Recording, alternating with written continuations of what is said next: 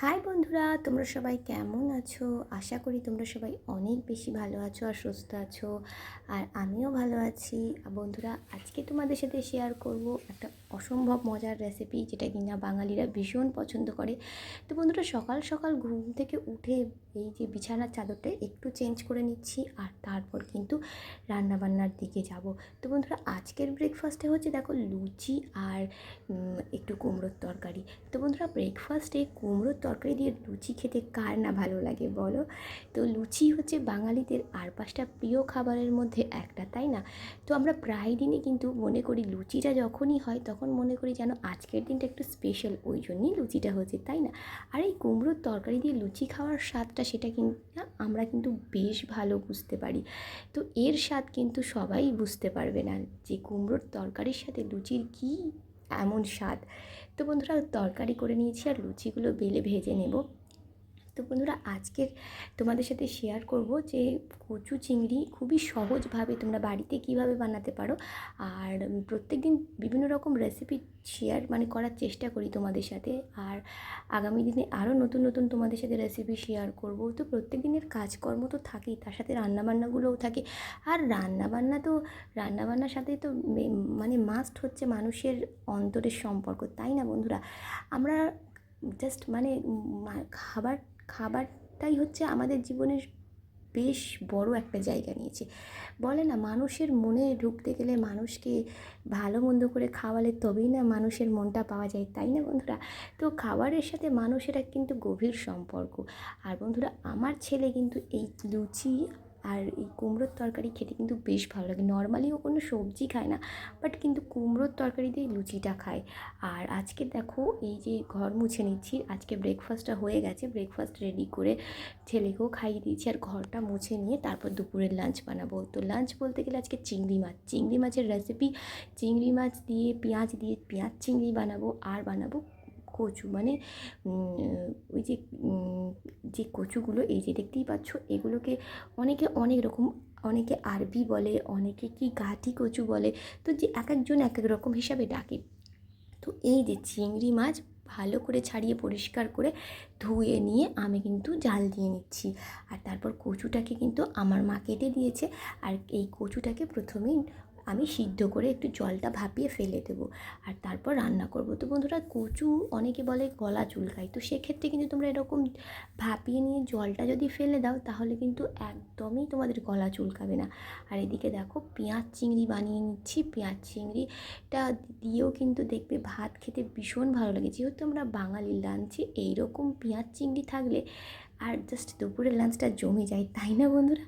তো ডিনারে তো এক একজন এক এক রকম খায়। তো অনেকে আজকাল, তো আগে বাঙালিরা রাতের ডিনারেও ভাত খেত, বাট এখন আমরা বাঙালিরা রাতের ডিনারে আর ভাত খাই না। বেশিরভাগ বাঙালিরা আমরা রুটি খাই, কেননা আসলে মানুষের জীবনের লাইফস্টাইলটা তো আর আগের মতো নেই। আর প্রত্যেকটা মানুষ কোনো না কোনো রোগ শোকে ভুগছে। তো সেই জন্য সুগার প্রত্যেক বাড়িতে, সুগারের তো প্রেজেন্ট প্রায় সচরাচর পাওয়া যায়। তো একজনের জন্য রুটি করতে গিয়ে আরও 10জন আমরা কিন্তু রুটিই খেয়ে নিই। আর সত্যি শরীরকে সুস্থ রাখতে গেলে দুটো মিলিয়ে মিশিয়ে খাওয়াই বেটার। তো বন্ধুরা, এই যে জলটাকে ভালোভাবে ভাপিয়ে জলটাকে ঝরিয়ে আমি কিন্তু ভালো করে ধুয়ে নিয়েছি। আর এই যে তেল দিয়ে কড়াই আমি কিন্তু পেঁয়াজ দিয়ে পেঁয়াজটাকে একটু লাল করে ভেজে নেব। তো এখানে আমি আলু দিচ্ছি, তোমরা কিন্তু আলু ছাড়াও কচুটা বানাতে পারো, বাট যেহেতু আমার ছেলে আলুটা খায়, ওই জন্য আলুটা আমি দিচ্ছি। আর এখানে আলু দিলে কিন্তু কি বলো তো, কচু যদি অল্প থাকে, আলু কিছু দিয়ে বেশ অনেকটা তরকারি করা যায়। আর যেহেতু কচু যদি শুধু দেওয়া যায়, তাহলে বেশ অনেকটা পরিমাণ কচু লাগে। তো সেক্ষেত্রে কী বলো তো, সাধারণ মানুষ আমরা যেহেতু আলু সব কিছু সবজির সাথেই মিক্স করে খাই, তাহলে সেক্ষেত্রে সবজিটাও কম লাগে। আসলে বুঝে শুনে খেতে হবে, এই হচ্ছে ব্যাপার। যা দিন দিন সমস্ত জিনিসের দাম বাড়ছে, কিন্তু মানুষের তো আর রোজগার সেই পরিমাণ বাড়ছে না। আর এই দেখো, আলুটাকে একটু হালকা করে পেঁয়াজের উপর নেড়ে চেড়ে মশলাটা দিয়ে দিচ্ছি, নুন, হলুদ গুঁড়ো, লঙ্কার গুঁড়ো আর রসুন বাটা, আর দেখো কিছু কাঁচা লঙ্কা, আর এই যে নুন, লঙ্কা, হলুদ আর তেল জল দিয়ে জাল দেওয়া চিংড়ি মাছটা। তো সব দিয়ে ভালো করে কষিয়ে নেব, তারপর কিন্তু ওই সিদ্ধ করা কচুটাও দিয়ে কষাবো। প্রথমে আগে শুকনো মশলার মধ্যে একটু জল দিয়ে ভালো করে আলুর সাথে কষিয়ে নেবো, তারপর কচু দেবো। তো বন্ধুরা, এই যে বললাম না যে দিন দিন প্রত্যেকটা জিনিসের মানে দাম বাড়ছে, আর মানুষের রোজগার হচ্ছে সীমিত জাস্ট। আর এই জন্য না মানুষের খাওয়া দাওয়াটাও একদমই মানে বিশেষ করে সাধারণ বড়লোকদের তো দেখো হাজারে বাজার নেই যাকে বলে। তো সেক্ষেত্রে সাধারণ মানুষদের সব কিছু বুঝে শুনে খেতে হয়। এবেলা ভালো খেলে ওবেলার চিন্তাটা একটু করতে হয়। তো বন্ধুরা দেখো, কচুটাকে কিন্তু ভালোভাবে জলটা ঝরিয়ে নিয়েছি, আর তারপর কিন্তু প্রথমে আলুটাকে মশলার সাথে কষিয়ে নিয়ে তারপর কচুটাকে দিয়ে দিলাম, দিয়ে আবারও কচু দিয়ে কষিয়ে নিচ্ছি, আর তারপর কিন্তু জল দেবো। এখানে বন্ধুরা তোমরা যেরকম মানে গ্রেভিটা খেতে পছন্দ করো সেই অনুযায়ী তোমরা জলটা দেবে। আমি কিন্তু এখানে খুব বেশি ঝোল ঝোল করবো না, ওই জন্য অল্প পরিমাণ জল দেবো। তো বন্ধুরা, যদি তোমাদের ভিডিওটা ভালো লাগে অবশ্যই আমার চ্যানেলটাকে সাবস্ক্রাইব করে দিও, লাইক কমেন্ট শেয়ার করো, আর আমার পাশে থেকো। আর দেখো, এখানে কিন্তু সবসময় যে কোনো তরকারিতে তোমরা যদি ফোটানো জল দাও তরকারির স্বাদ কিন্তু বেশ ভালো আসে। তো এখানে দেখো আমি কিন্তু জল দিয়ে দিয়েছি, আর খুব বেশি দেখো জলটা দিইনি। তো এখানে কিন্তু মাখা মাখা করবো, একদম ঝোল ঝোল করবো না। তো দেখো আমি চাপা দিয়ে দিয়েছি, চাপা দিয়ে ফুটিয়ে নিয়ে আমি কিন্তু গ্যাসের ফ্লেমটা একদম লো করে দেবো। তো বন্ধুরা হ্যাঁ, আরও একটা তোমাদের সাথে টিপস শেয়ার করি। সবসময় লো ফ্লেমে যদি রান্না করো সেক্ষেত্রে কিন্তু তোমাদের গ্যাসটাও বেঁচে যায় অনেকটা পরিমাণ। আর হাই ফ্লেমে রান্নাটা করলে গ্যাসটা কিন্তু প্রচুর পরিমাণে শেষ হয়ে যায়। তো চেষ্টা করবে যে কোনো সবজি বা তরকারি একটু কষিয়ে নিয়ে গ্যাসের ফ্লেমটা লো করে দেওয়ার জন্য। লো করে দিলে কিন্তু তোমাদের অনেক কিন্তু মানে গ্যাস বাঁচবে।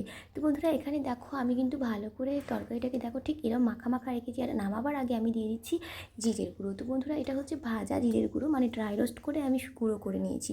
তো নেড়ে চেড়ে দেখো সুন্দর করে বলে ঢেলে নিলাম। আর গরম গরম ভাতের সাথে এই রেসিপি থাকলে আর কি অন্য কোনো রেসিপির প্রয়োজন হয়? মাছ মাংসকে দূরে সরিয়ে এই রেসিপি দিয়ে ভাত খাওয়া হয়ে যাবে। বাঙালিদের প্রিয় এই রেসিপি কচু চিংড়ি, সত্যি এই রেসিপির কথা কিন্তু ভোলা অসম্ভব, তাই না বন্ধুরা? বাঙালিদের মনে সারা জীবনই এই রেসিপি কিন্তু একটা অন্যরকম জায়গায় রেখে দেবে, তাই না? তো দেখো কত সুন্দর দেখতে হয়েছে, খেতেও কিন্তু বন্ধুরা অসম্ভব মজার, আর ভাতের সাথে জাস্ট ফাটাফাটি লাগবে। তো বন্ধুরা, তোমরা অবশ্যই এভাবে একবার বানিয়ে দেখো, ভীষণ ভালো লাগবে, আর একবার খেলে বারবার খাবে।